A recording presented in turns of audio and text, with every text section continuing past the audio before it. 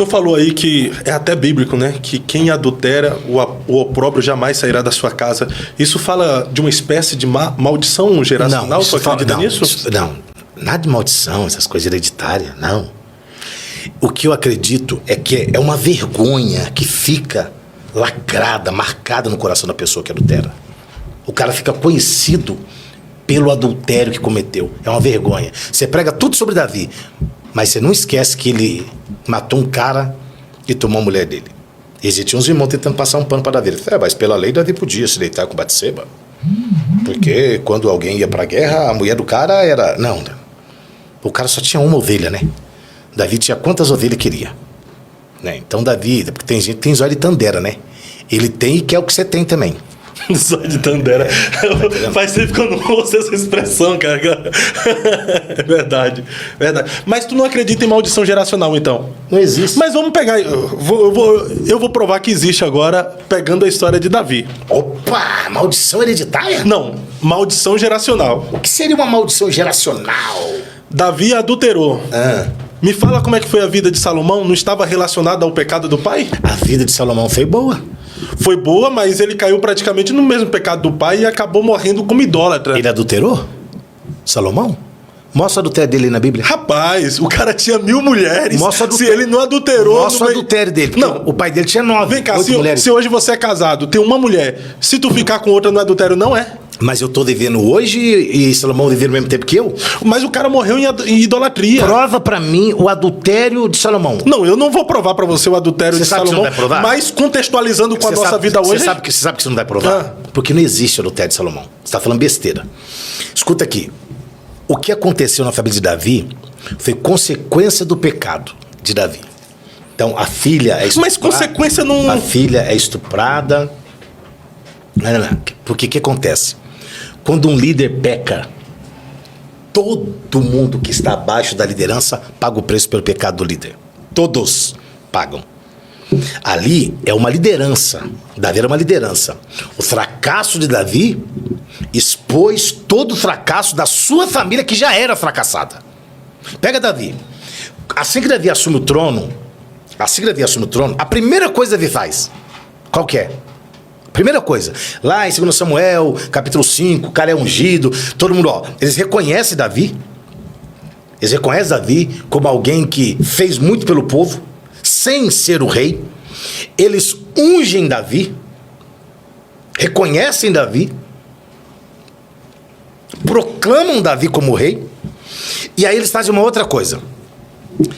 Aí o que Davi fez? Davi pede para trazer Mical. Quem era Mical? A ex-mulher de Davi que já estava casado com outro. Então Davi sempre fez o que muitos fazem hoje, abuso de autoridade. Ele disse, ele já está casado, mas eu quero assim mesmo. Então o cara foi lá, buscou Mical. A Bíblia disse que o marido dela veio arrastando, chorando. O cara disse, vai-te embora, não vão te matar. E Davi trouxe Mical para a vida dele. Todas as vezes que você trouxer o seu passado, o seu presente, o seu passado não vai gerar nada. Então Mical fica na casa de Davi, gera um transtorno, um problema, um conflito, porque Davi vai buscar a arca, aquela história que a gente já sabe, traz a arca, e a Bíblia diz assim, que eles discutiram, a Bíblia é pontual e pragmática, diz assim, e Mical morreu e não teve filhos, porque a partir daquela briga Davi não teve relação sexual com Mical. Então não era porque ela era estéril? Não, é porque o seu passado não gera nada no seu presente. Então, você não pode querer viver uma vida nova trazendo coisa velha. É o que Jesus ensinou. Não dá pra você pegar pano novo e remendar pano velho, pegar vinho novo e colocar em odre velho. Vira vinagre.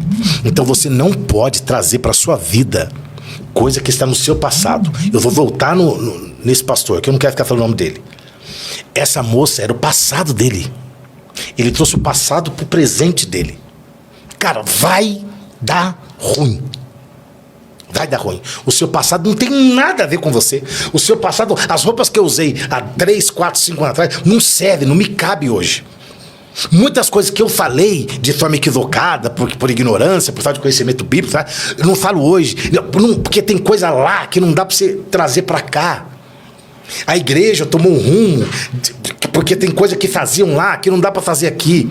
Tem coisa que era abominável lá, que antes era, por exemplo, televisão, coisa do diabo, do demônio, do inferno. Hoje já não é. Se você trouxer esse passado para esse presente, vai dar ruim. Vai dar ruim. Então, o que Davi sofre é a consequência de uma família sem estrutura. Olha o absurdo. Ele chora por Aminon que morre, mas ele não procura Tamar que foi estuprada. Por Aminon. Por Aminon. A igreja chora por pastores que caem, mas essa mesma igreja não chora pelas Tamares que foram estupradas, violentadas, abusadas e que sofreram adultério e caíram com outros pastores. Elas são Jezabéis, prostitutas, não sei o quê. E é isso aí que a gente já falou em outros podcasts. Mas esse é o caminho da coisa. Então, assim, Davi protege Aminon, chora por Aminon, mas ele não chora por Tamar, a estuprada. Ninguém nem sabe que fim que deu Tamar. Tá entendendo? Então, assim, não há um pecado geracional na família de Davi, na minha opinião. O que há é um tumor que foi exposto e que já existia, só que nunca tinha sido mostrado. O pecado de Davi só foi consequência, só expôs o que já estava lá.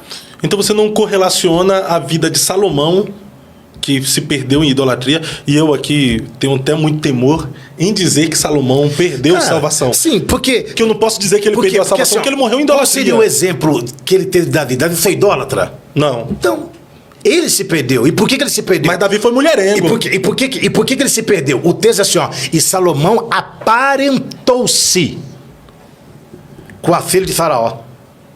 Meu amigo, a Bíblia diz em Deuteronômio 32, não ararás a terra com boi e com jumento. Não dá. Então, a aliança que ele faz com o rei do Egito, isso é tão explícito que quando ele vai falar sobre Sulamita, ele fala, as éguas de Faraó te comparam à amada minha.